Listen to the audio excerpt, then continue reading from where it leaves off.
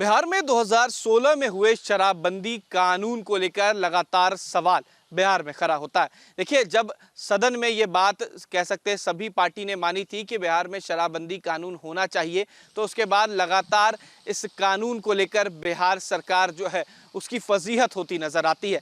कई बार ये तस्वीरें नजर आती हैं कि शराब जो है धड़ल्ले से बिक रहा है, तो कई बार विधानसभा के परिसर के अंदर ही शराब की खाली बोतलें मिली। अब देखिए, इसके बाद ये बात लगातार कह सकते हैं कि सुर्खियों में आ गई कि विधानसभा चुनाव से पहले बिहार में शराबबंदी कानून खत्म हो सकता है। देखिए, नीतीश कुमार को जानने वाले ये बात बखूबी जानते हैं कि नीतीश कुमार जो बात कहते हैं वो करते हैं। हालांकि अगर सरकार बदलने की बात हो तो वो बात अलग हो जाती है, लेकिन उसके बाद नीतीश कुमार ने 7 निश्चय पार्ट 1 की शुरुआत की, 7 निश्चय पार्ट 2 की शुरुआत की और बिहार में शराबबंदी कानून की शुरुआत की। देखिए, 2016 में जो शराबबंदी कानून लागू हुई थी, अब उसको लेकर लगातार सरकार की फजीहत हो रही है। एक तरफ जहां उनके सहयोगी दल का ये कहना है कि शराबबंदी कानून में बड़ी मछलियां जो है वो नहीं फंसती हैं, यानी कि जो शराब विक्रेता हैं वो नहीं फंसते हैं, छोटे लोग जो शराब पीकर पकड़े जाते हैं वो जेल में रहते हैं। और ऐसे में सबसे ज़्यादा जो केसेस इन दिनों बिहार में हैं वो शराबबंदी कानून को लेकर है, शराब को लेकर है।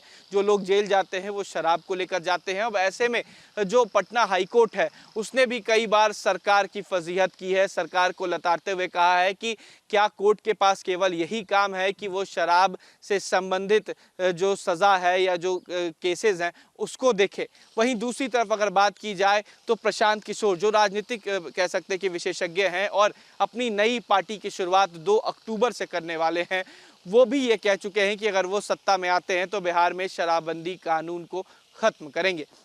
अगर शराबबंदी कानून के फ़ायदे को देखा जाए तो शराबबंदी कानून की वजह से कई ऐसी बहनें जो हैं, माताएं जो हैं वो बेघर होने से बची। लोग शराब पीकर अक्सर परिवार में कह सकते हैं कि झड़प होती थी, मारपीट होती थी, लेकिन अब ये सारी चीज़ें ख़त्म हो चुकी हैं। लेकिन अगर दूसरी तरफ इसके नुकसान की बात की जाए तो शराबबंदी कानून की वजह से बिहार में जो इनकम है, रेवेन्यू जो है वो कम हो चुका है। इकलौता शराब की वजह से करीब 50,000 करोड़ का नुकसान जो है वो प्रतिवर्ष राज्य को झेलना पड़ रहा है। लेकिन नीतीश कुमार ने ये बात पहले ही कही थी कि बिहार में शराबबंदी कानून जो है वो ख़त्म नहीं होगी।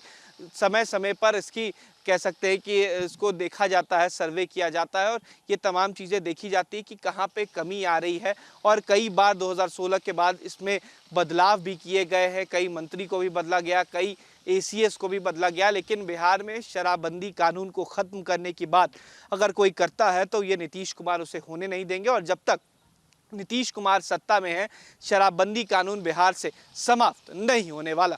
वीडियो जर्नलिस्ट सतीन कुमार के साथ Utkarsh, news nation, Patna. News nation अब व्हाट्सएप पर खबरों के ताजा अपडेट के लिए न्यूज नेशन के इस क्यूआर कोड को स्कैन करें।